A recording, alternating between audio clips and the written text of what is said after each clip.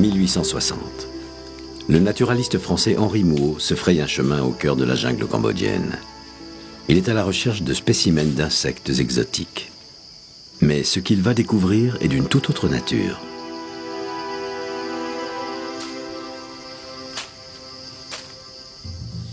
Devant lui se dressent soudain les ruines d'un gigantesque ensemble de temples de pierre. Le hasard a guidé ses pas vers une des réalisations architecturales les plus étonnantes de tous les temps. Il ne le sait pas encore, mais ces vestiges ont plus de 9 siècles. Ce sont ceux d'Angkor Wat. Quelle civilisation a pu bâtir ces immenses temples aux décorations sophistiquées? Et pourquoi les avoir érigés au cœur de la jungle pour les abandonner ensuite? Ces questions restèrent longtemps sans réponse. Puis, un jour, un incroyable témoignage fut retrouvé. Les mémoires d'un voyageur chinois du XIIIe siècle. Il évoquait le grand temple d'Angkor, ainsi qu'une immense et splendide citadelle. Mais quel crédit pouvait-on accorder à son récit? Et comment retrouver dans cette jungle les traces de ce qu'il décrivait? Au cours des dernières décennies, les travaux menés au Cambodge ont donné de spectaculaires résultats et les archéologues commencent à percer les mystères d'Angkor. Là, c'est merveilleux. Ces fabuleux vestiges de pierre nous révèlent l'histoire des rois d'Angkor et de leur peuple, les Khmers. De la jungle émerge peu à peu le souvenir d'une gigantesque métropole, si vaste et si dissimulée qu'il a fallu la regarder depuis l'espace pour en comprendre les véritables dimensions.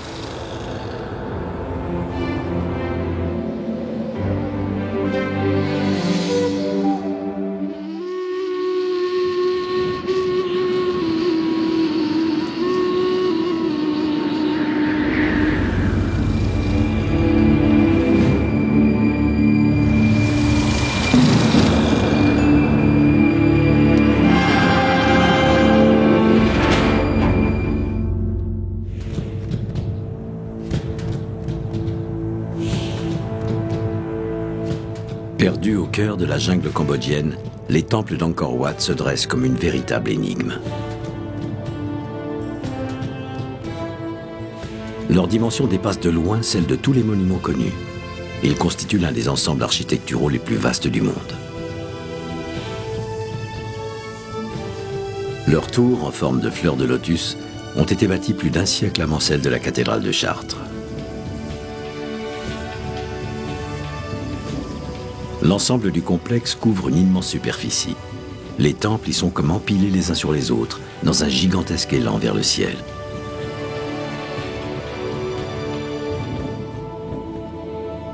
Les parois de ces couloirs sans fin sont ornées des plus grands bas-reliefs du monde.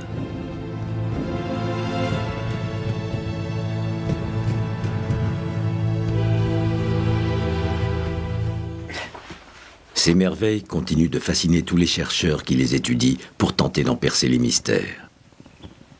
Angkor veut dire la ville, et en particulier la capitale. Donc Angkor Wat était une capitale, au centre de laquelle il y avait un temple magnifique, comme chacun sait. Et Wat veut dire pagode, veut dire monastère, et c'est donc la ville qui est devenue un monastère. Les douves qui entourent cet ensemble forment un vaste carré qui, chez les hindouistes, représente l'océan originel. Et la disposition des tours évoque le mont Meru, la montagne légendaire où vivent les dieux hindous.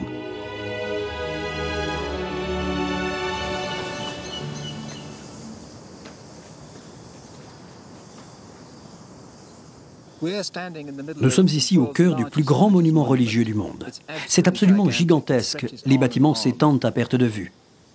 Angkor Wat était le temple mausolée d'un des plus grands rois d'Angkor, le roi Suryawarman II, le roi Soleil.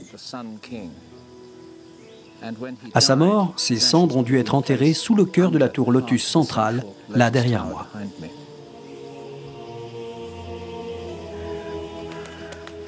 Angkor Wat est situé au nord-ouest de l'actuel Cambodge, juste au-dessus du grand lac Tonlé Sap.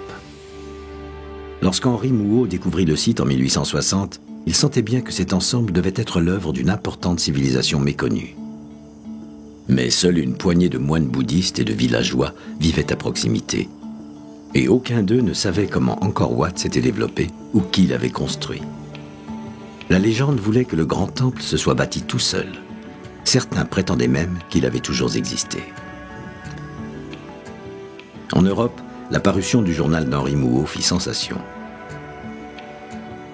Bientôt, un flot d'explorateurs, de photographes et d'archéologues, avides de déchiffrer les mystères de ce monde disparu, prit la route de l'Orient. Pour Henri Mouhot, l'aventure touchait à sa fin. L'année qui suivit sa découverte, une piqûre d'insectes venimeux mit un terme à sa nouvelle carrière.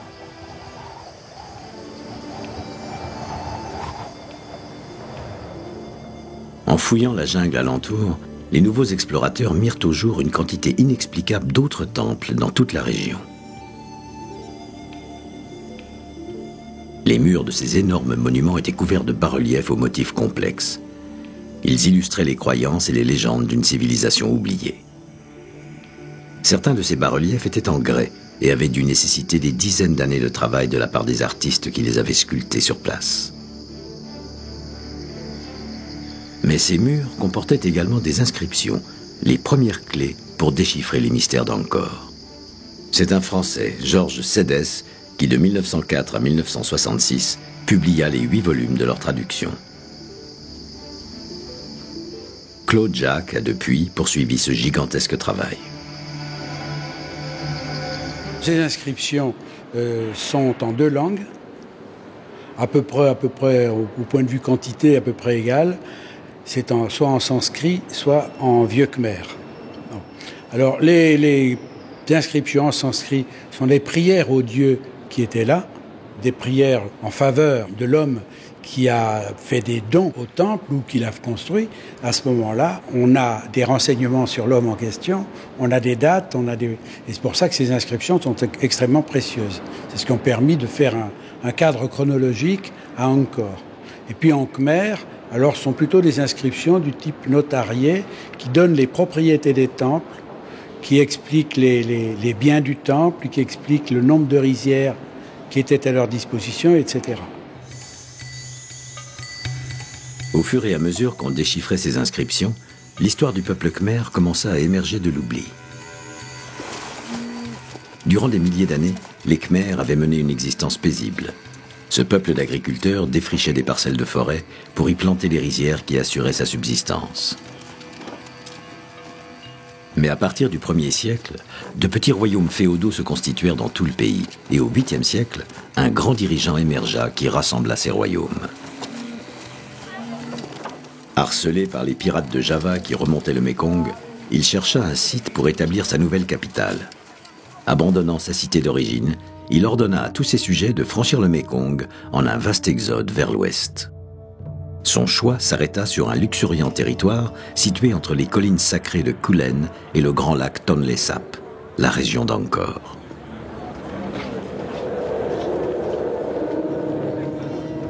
En 802, il se fit consacrer roi des rois, empereur suprême du monde, sous le nom de Jayawarman.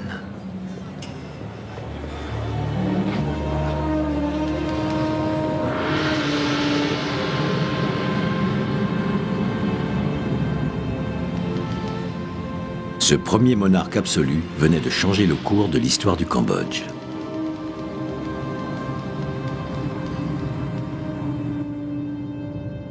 Les inscriptions ont aussi permis aux chercheurs de comprendre pourquoi on trouvait une telle quantité de vestiges de temples disséminés dans cette jungle.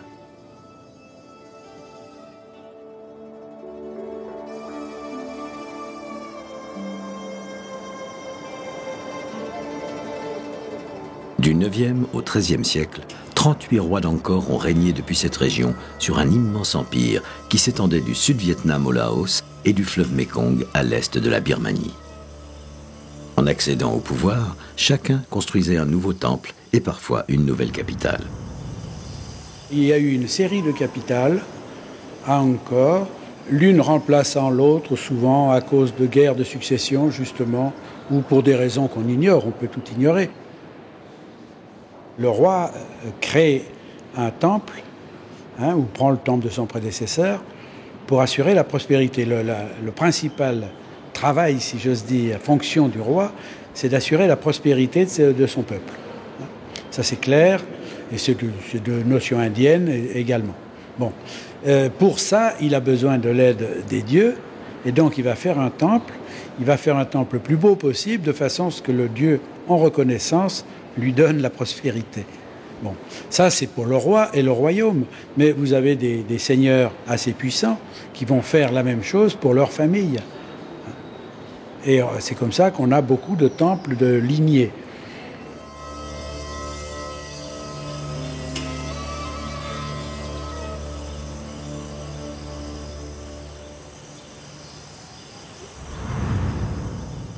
Durant toute la première moitié du XXe siècle, le Cambodge était une colonie française.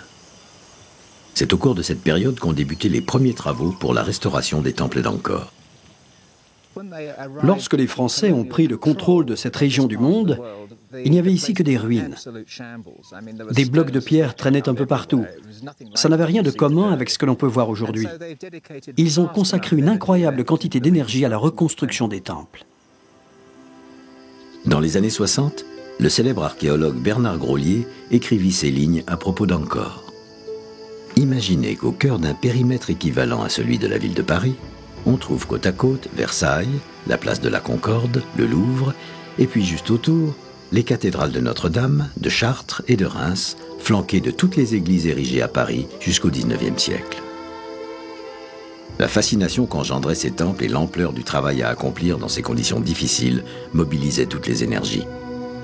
Depuis la découverte d'Henri Mouhot, un siècle auparavant, on avait déjà beaucoup appris sur l'histoire d'Angkor, mais on ignorait encore tout de la culture qui avait donné naissance à ces sublimes bas-reliefs.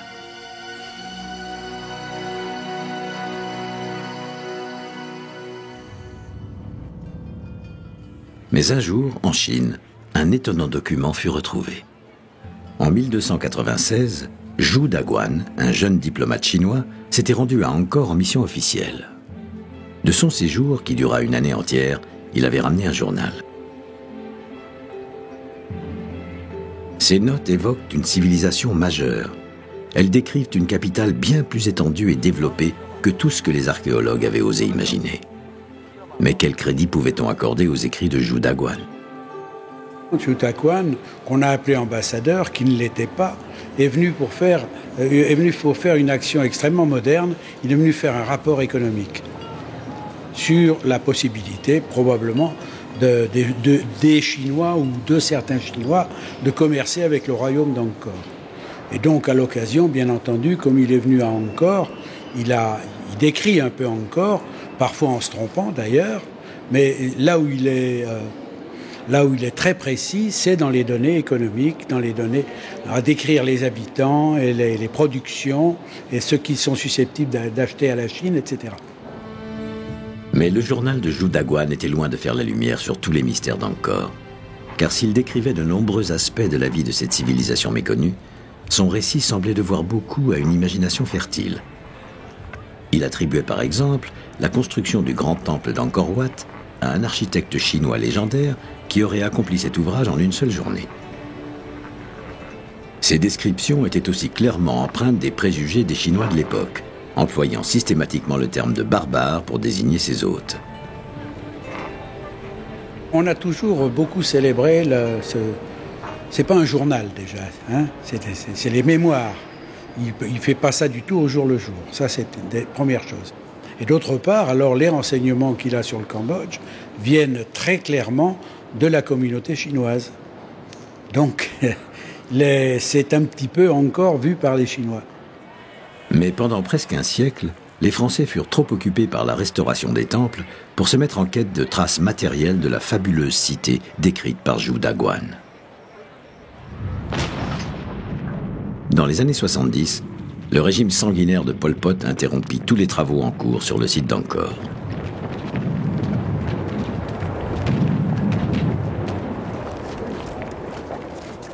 L'armée communiste révolutionnaire des Khmers rouges implanta des milliers de mines antipersonnelles aux alentours du site, condamnant son accès pour de nombreuses années. Aujourd'hui, la stabilité retrouvée du Cambodge a permis la reprise des recherches. Angkor est désormais protégé par son statut de patrimoine de l'humanité et une douzaine de pays, dont la France, y financent des campagnes de fouilles archéologiques. L'attention s'est reportée d'Angkor Wat vers d'autres pièces de cet immense puzzle. À moins d'1 kilomètre au nord d'Angkor Wat se trouve une enceinte de 12 km de long, formant elle aussi un gigantesque carré parfait. Henri Mouot avait eu, en 1860, l'intuition qu'il pouvait s'agir d'Angkor Thom, la plus grande capitale des Khmers. Angkor Wat est du début du XIIe siècle, tandis qu'Angkor Thom est de la fin du XIIe.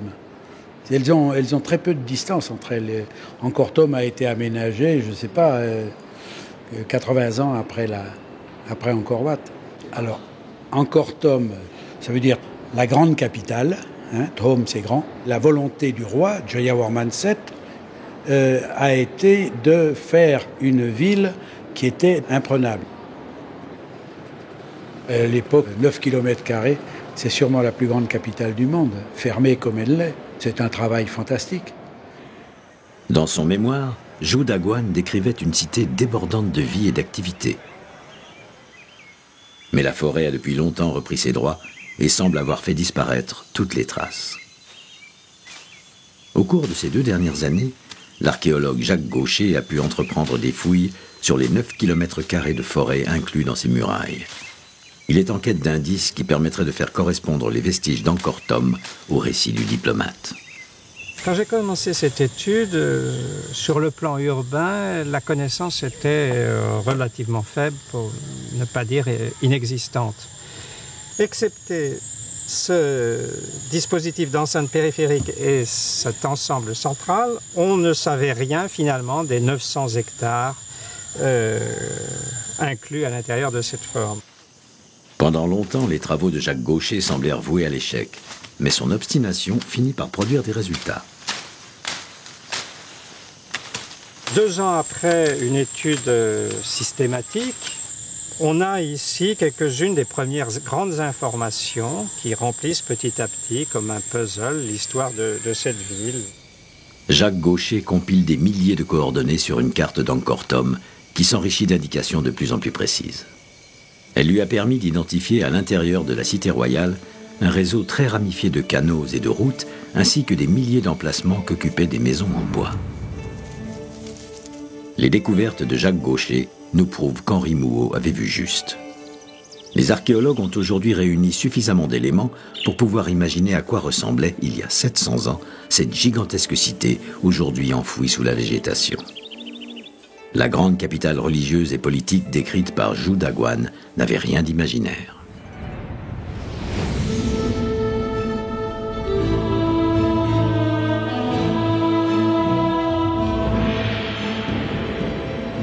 C'est parce qu'ils avaient vu ces monuments que les marchands qui ont traversé les océans nous ont si souvent parlé du riche et noble Cambodge.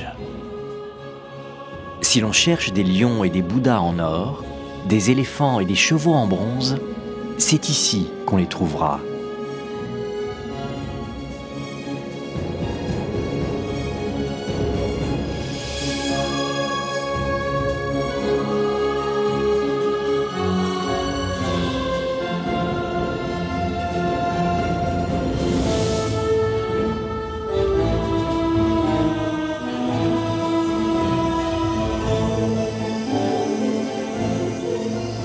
Les inscriptions du Bayonne, le gigantesque temple érigé au centre d'Angkor Thom, ont appris aux archéologues que cette cité était la capitale du plus grand des monarques khmers, Jayawarman VII, qui régna sur le Cambodge entre 1181 et 1219. Connu comme le grand roi bâtisseur, il repoussa les frontières de l'Empire plus loin que tout autre dirigeant khmer. Il avait fait construire ici un palais à la mesure de son nouveau royaume. Le palais impérial se dresse au nord de la Tour d'Or. Ses linteaux et ses colonnes sont immenses et entièrement décorés de bouddhas peints et sculptés. Les plafonds sont eux aussi remarquables. De longues allées bordées de colonnades et des couloirs à ciel ouvert s'étendent à perte de vue et s'entrecroisent dans une parfaite harmonie. Là encore, les fouilles réalisées par Jacques Gaucher sur le site du palais impérial viennent étayer les descriptions de Zhou Daguan. On a trouvé une série de structures en bois qui étaient en place. On a trouvé des colonnes tronqué, qui avait été cassé, vraisemblablement, mais dont il restait à peu près 1 mètre, 1 mètre 20. L'aspect de l'imposant bâtiment que ces découvertes ont permis de reconstituer est tout à fait conforme aux descriptions du diplomate. Les éléments découverts aux abords du palais impérial nous livrent une image des rois khmers régnant en monarque absolu sur leur peuple. Les récits de Zhu Daguan viennent ajouter les détails de la vie à cette image. Chaque fois que j'ai été reçu au palais pour une audience auprès du roi, il est apparu, accompagné de son épouse principale, et est venu prendre place dans l'embrasure de la fenêtre d'or de la grande salle d'audience.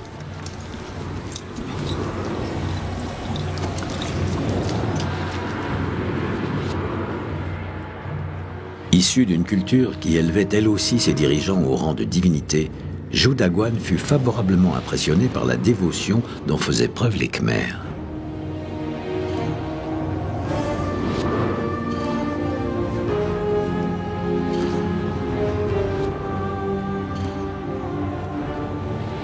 Ces gens savent ce qui est dû à un roi.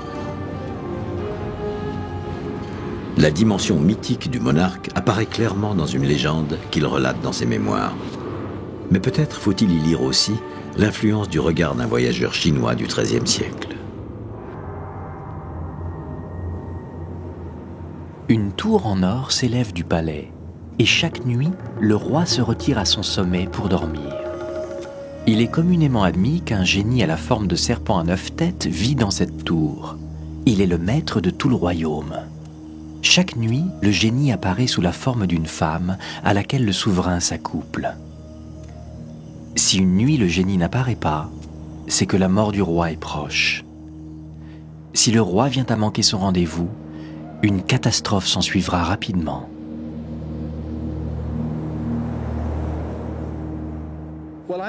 Je ne sais pas si tout cela est vrai. Il aurait fallu être un sacré roi pour tenir ce type d'engagement sur la durée.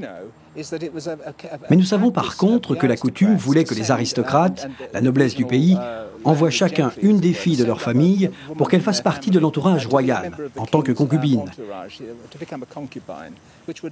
Ce qui était une manière très concrète de lier les provinces au pouvoir central. Et il ne serait guère surprenant que le roi ait disposé d'un harem substantiel. Zhu Daguan précise que le roi avait 5 épouses et un harem de 3000 femmes. Le roi sortait rarement de son palais, mais Zhu Daguan mentionne une de ces occasions, les fêtes du Nouvel An. Alors que la nuit tombe, on va quérir le roi pour qu'il prenne part au spectacle. On tire alors fusées et pétards. Le feu d'artifice est visible à plus de 13 km à la ronde et les explosions des pétards font trembler les murs de la cité.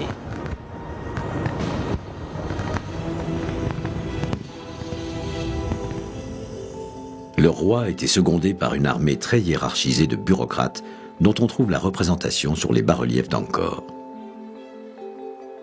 On trouve dans ce pays toute une cohorte de ministres, généraux, astronomes et autres fonctionnaires. Puis viennent toutes sortes d'employés subalternes qui ne diffèrent des nôtres que par le nom.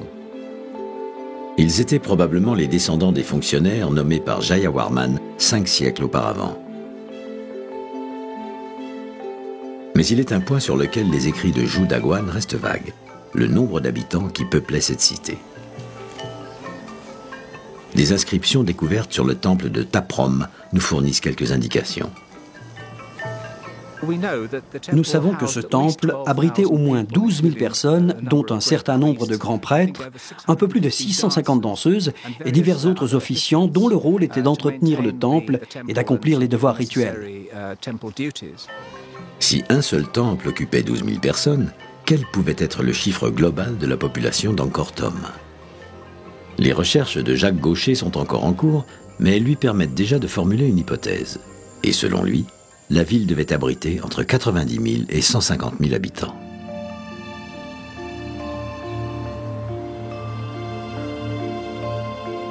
Au milieu de ce qui est aujourd'hui une jungle, se dressait au XIIIe siècle une immense cité remarquablement organisée pour son époque. C'était bien Angkor Thom qu'avait décrit Zhu Daguan.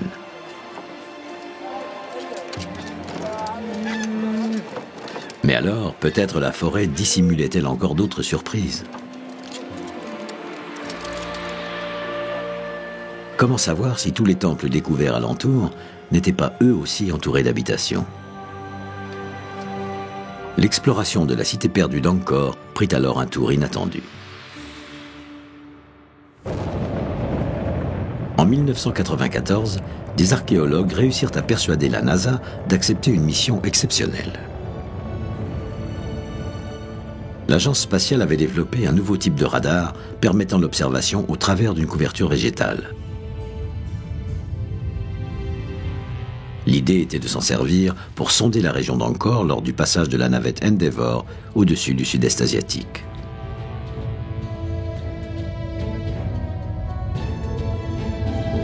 Cette expérience livra une série d'images couvrant une bande de 10 km de large sur 100 de long.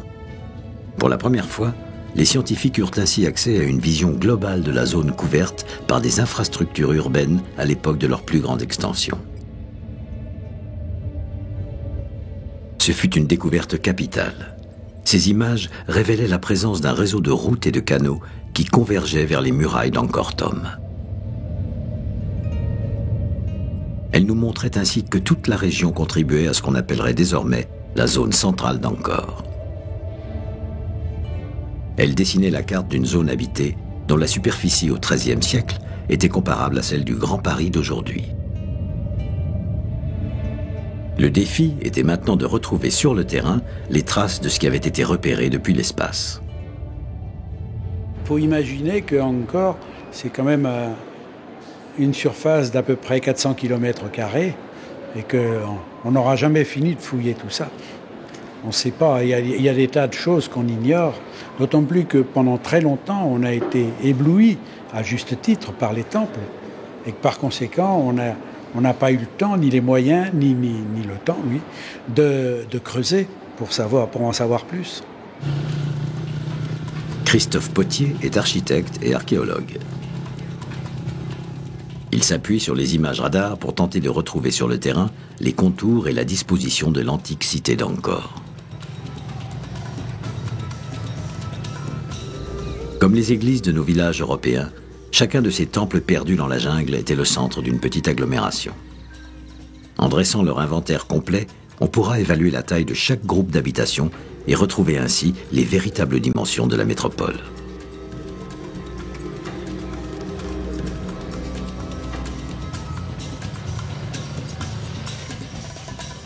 Pottier et son assistant cambodgien Sin Chenda tentent aujourd'hui de localiser certaines de ces ruines encore non répertoriées dans la zone du Grand Angkor.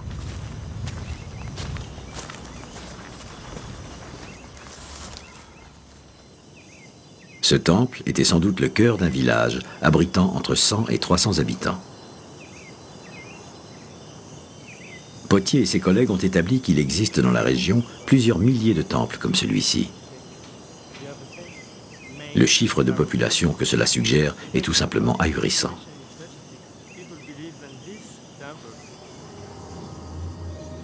Il existait bien un lien direct entre ces villages et la capitale royale. Pour Charles Hayam, c'est cette inscription qui nous en donne la preuve. Nous savons qu'au moins 80 000 personnes venues de 3 000 villages étaient désignées chaque année pour fournir les matériaux nécessaires à l'entretien de la capitale. Des milliers de personnes et d'énormes quantités de matériaux devaient donc transiter des villages vers le centre. Le réseau de routes et de canaux mis en évidence par les images de la NASA reliait tous ces villages à la citadelle impériale d'Angkor Thom. De nombreuses inscriptions désignent le grand roi bâtisseur Jayawarman VII comme l'instigateur de ces réalisations. Jayawarman VII était un incroyable bâtisseur. Il a fait construire des routes dans tout son royaume. Il a énormément développé les infrastructures. Il a fait déplacer et tailler plus de pierres que tous les autres rois d'Angkor réunis. L'histoire retiendra son nom comme celui du plus grand bâtisseur de tous les temps. Si tous les villages entourant les temples extérieurs étaient ainsi reliés, alors l'ensemble constituait une gigantesque agglomération, une formidable métropole rurale de la taille du Grand Paris d'aujourd'hui, dont le centre était Angkor Thom, la cité impériale.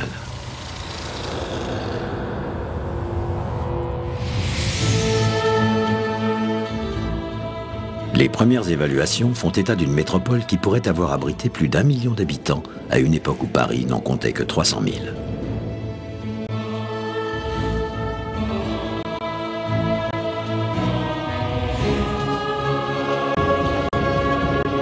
Au sommet de sa puissance, entre le XIe et le XIIIe siècle, Angkor était certainement une des plus grandes agglomérations du monde.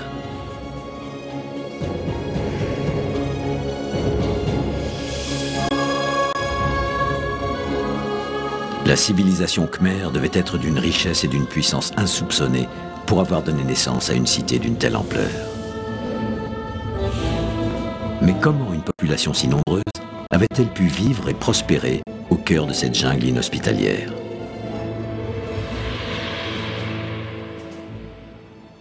La réponse se trouve dans le talent dont ont fait preuve les Khmers pour maîtriser leur environnement et gérer la plus précieuse de ses richesses. Chaque année, durant 8 mois, le Cambodge connaît une sécheresse qui réduit ses rivières à un filet d'eau boueuse. Puis en quelques mois, la mousson fait gonfler étangs et cours d'eau. C'est pour cette raison qu'Angkor est bâti à proximité du Grand Lac, dont la taille se multiplie par 4 lors de la saison des pluies. Il pouvait ainsi fournir de l'eau toute l'année, ainsi qu'une réserve presque inépuisable de poissons. Une abondance qui semble avoir impressionné Zhu Daguan. De tous les poissons, c'est la carpe noire que l'on trouve en plus grand nombre. Puis viennent la tanche et le congre d'eau douce. Les crevettes de Chanan pèsent jusqu'à 500 grammes chacune. Quant aux crocodiles, ils sont aussi grands que des bateaux.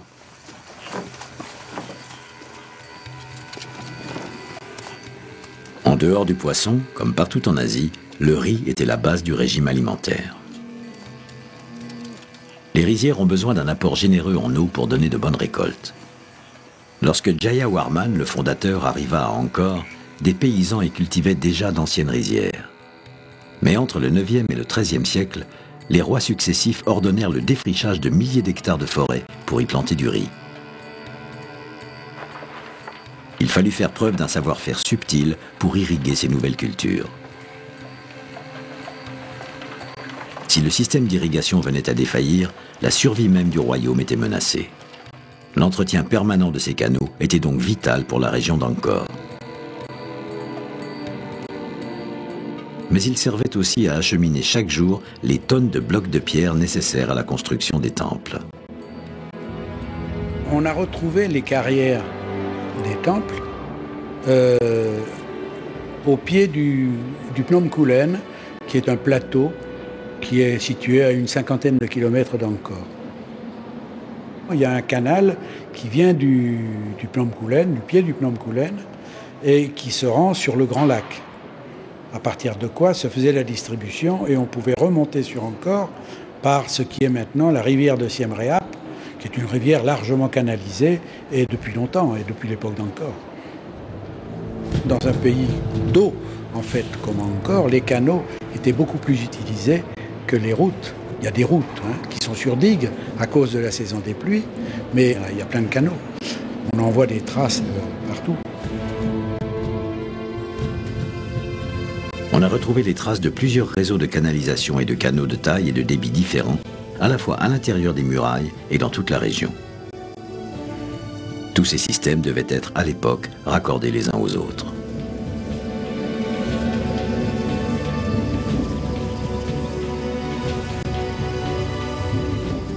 Pour Jacques Gaucher, la prospérité d'Angkor est directement liée à la sophistication de ce réseau de canaux. Ces fouilles ont mis au jour 2 immenses réservoirs, mesurant chacun 300 mètres de long pour 20 mètres de large. Entre les deux passait une des artères principales de la ville.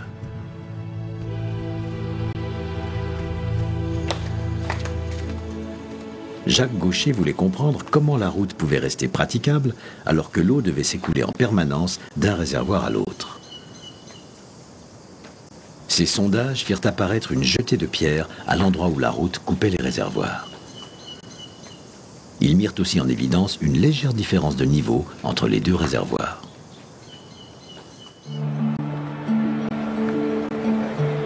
Juste en dessous du niveau de la route, de petites canalisations creusées dans la jetée permettaient à l'eau de s'écouler du réservoir supérieur vers l'autre.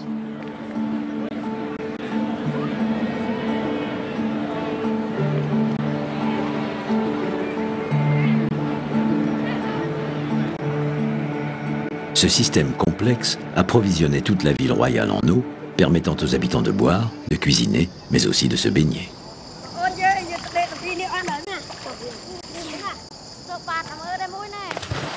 Le Cambodge est un pays extrêmement chaud et il est impossible d'y passer une journée sans prendre plusieurs bains. Il n'y a ici aucun établissement spécialisé ou piscine. Cependant, toutes les familles disposent d'une mare ou bien elles en partagent une à plusieurs. Hommes et femmes se baignent nus dans ces mares.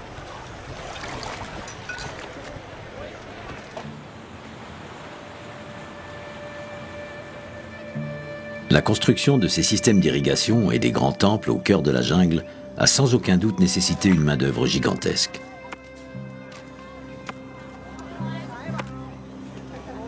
Ces extraordinaires réalisations posent une question aux chercheurs. Comment les rois khmers parvenaient-ils à réunir une telle force de travail ?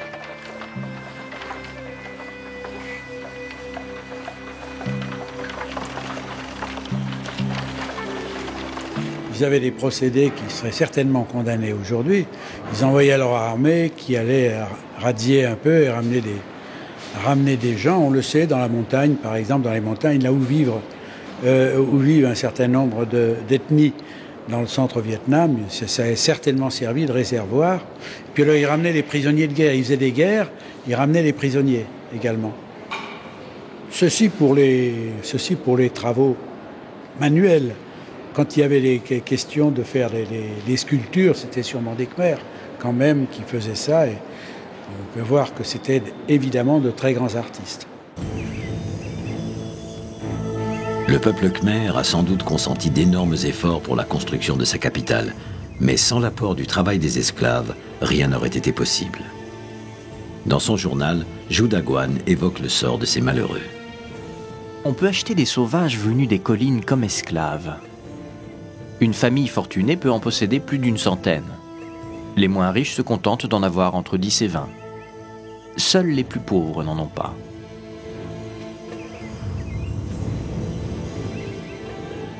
La sévérité des châtiments encourus par tous les sujets d'Angkor avait également impressionné Zhu Daguan. Pour des délits très graves, un fossé est creusé à l'extérieur de la ville.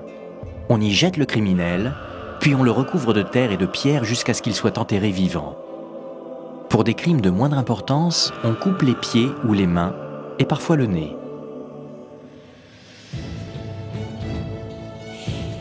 L'économie d'Angkor reposait sur le commerce international.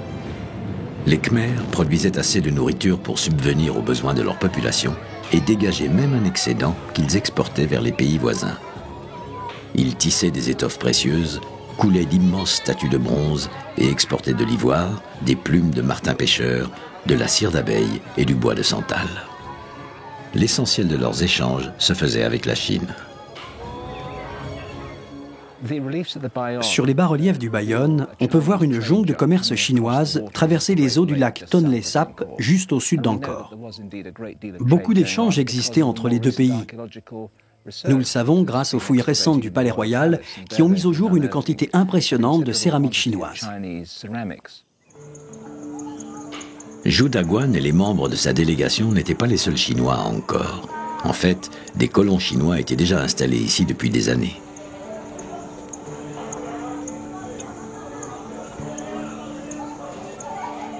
Dès leur arrivée, les Chinois prennent ici une épouse. Ils peuvent ainsi profiter, en plus du reste, du talent commercial des femmes du pays. Au Cambodge, ce sont les femmes qui gèrent le commerce. Les marchands ne vivent pas dans des boutiques, ils étalent ce qu'ils ont à vendre sur des nattes posées au sol. Les femmes disposaient de pouvoir et d'autorité à Angkor. Elles possédaient des terres, s'occupaient du commerce et servaient même de garde du corps au roi. Mais l'intérêt des Chinois pour les femmes cambodgiennes avait aussi d'autres motivations. Tous ceux à qui j'ai pu parler m'ont dit que les femmes cambodgiennes sont très portées sur le sexe. Un jour ou deux seulement après avoir donné naissance à un enfant, elles sont de nouveau prêtes à avoir des rapports. Et si un mari manque à ses devoirs, c'est un motif valable pour le répudier.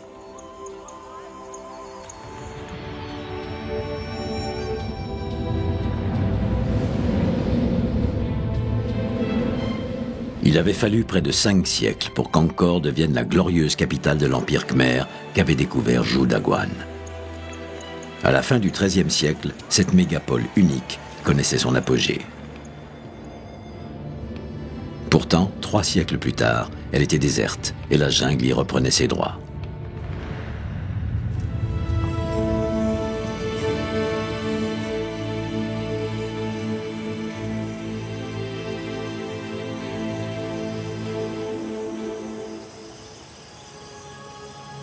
Dans l'histoire du monde, on trouve très peu d'exemples de cités totalement abandonnées. Alors pourquoi celle-ci ?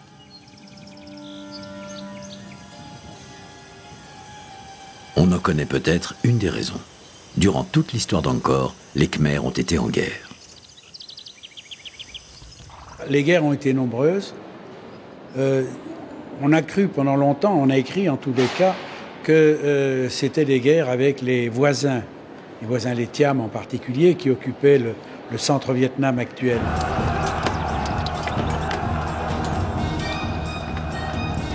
En réalité, on voit assez rapidement qu'il s'agissait de guerre absolument, de guerre civile, de guerre de Khmer contre les Khmers.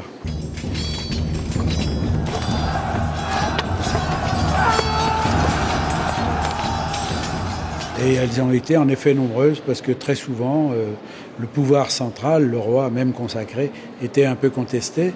Et les guerres ont été particulièrement nombreuses, en particulier au moment des interrègnes. Parce que bon, le roi était consacré, mais le suivant ne l'était pas encore. On pouvait encore tout à fait discuter, presque légalement, si j'ose dire.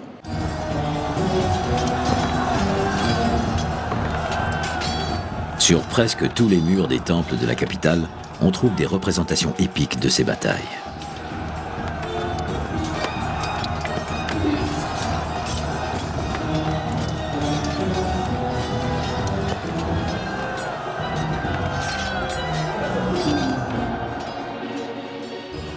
Mais au moment de la visite de Zhou Daguan, la menace principale venait du royaume thaï de Siam, qui se développait en empiétant sur le Cambodge.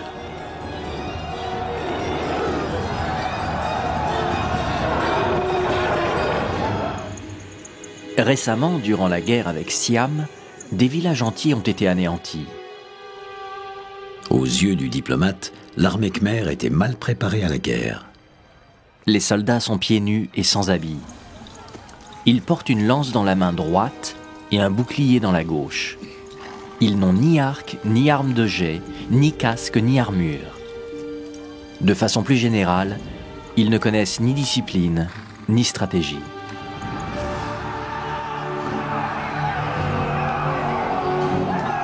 Zhou Daguan avait sans doute vu juste. Des inscriptions nous apprennent qu'en 1431, les Thaïs finirent par mettre à sac Angkor.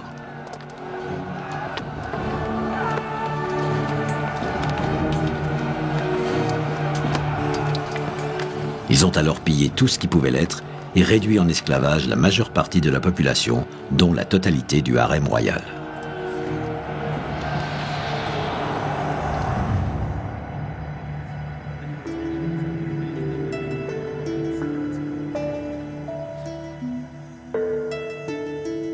Dans les siècles qui suivirent, la cité d'Angkor fut progressivement reprise par la jungle. En 1860, Henri Mouhot écrivait « Comment ne pas se demander ce qui a pu arriver à ce peuple assez puissant, civilisé et raffiné pour avoir donné naissance à ces œuvres gigantesques ?» L'explication traditionnelle est que les dirigeants n'ont pas su maintenir leur pouvoir et que la pression des Thaïs les a tout simplement fait fuir. C'est sans doute en partie vrai, mais les archéologues pensent aujourd'hui que d'autres facteurs ont pu précipiter la chute mystérieuse d'Angkor.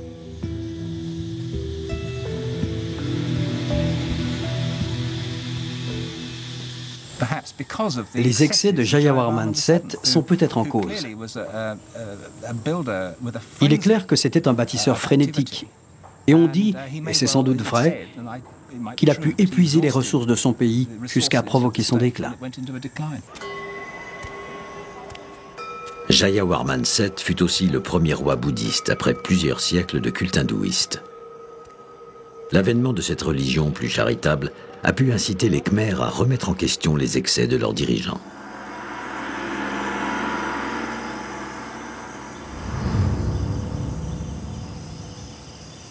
Jacques Gaucher pense que si le succès des Khmers peut être attribué à leur maîtrise de l'eau, leur chute a pu être causée par le même élément. L'équilibre instauré était si subtil que si le système d'irrigation et de stockage n'était pas parfaitement entretenu, tout l'édifice pouvait se désagréger. Le système, à ce moment-là, devient fragile et on voit très bien qu'à un moment donné, on ne s'occupe plus de curer ces canaux. Ils se comblent petit à petit jusqu'au jour d'aujourd'hui où ils sont complètement recouverts par une sédimentation. Les rois qui succédèrent à Jayawarman VII étaient moins passionnés de grands travaux de construction. Il n'est pas impossible qu'ils aient négligé l'entretien du complexe réseau d'alimentation en eau. Mais la déforestation a aussi probablement joué un rôle dans la tragédie d'Angkor. Une telle superficie de jungle avait été défrichée au profit des rizières que les rivières et les canaux se sont très certainement envasés, ce qui a pu provoquer pour les Khmers une véritable catastrophe écologique.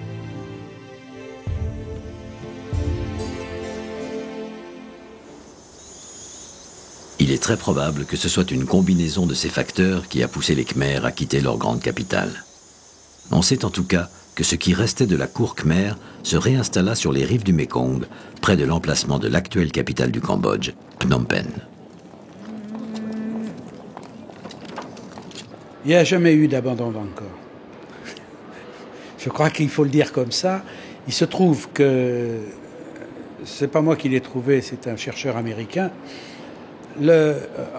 Au XIIe, XIIIe siècle, les Chinois, et Chiu Takuan en est un exemple, ont cherché à faire du commerce à nouveau avec l'Asie du Sud-Est. Donc, se sont développés, il y avait Angkor qui existait, mais qui n'est pas un endroit très commode pour le commerce maritime, puisqu'il est quand même assez loin. Il y a Ayutthaya, en Thaïlande, qui s'est développé à ce moment-là, qui prend naissance, et le commerce est facile avec la mer depuis Ayutthaya, et il y a eu Phnom Penh. Phnom Penh qui est très bien situé pour ça.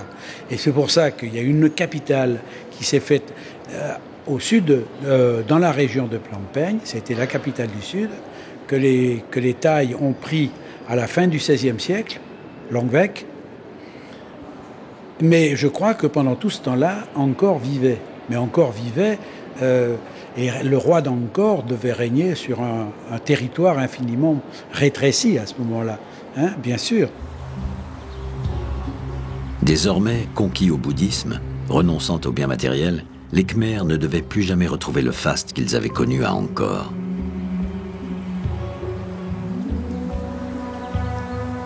La cité sombra progressivement dans l'oubli, jusqu'à ce que le hasard y conduise Henri Mouhot en 1860. Angkor est aujourd'hui considéré comme une des merveilles du monde. Et la nouvelle ère de stabilité que connaît le Cambodge permet aux archéologues du monde entier de venir ici déchiffrer les nombreux mystères qui subsistent à Angkor.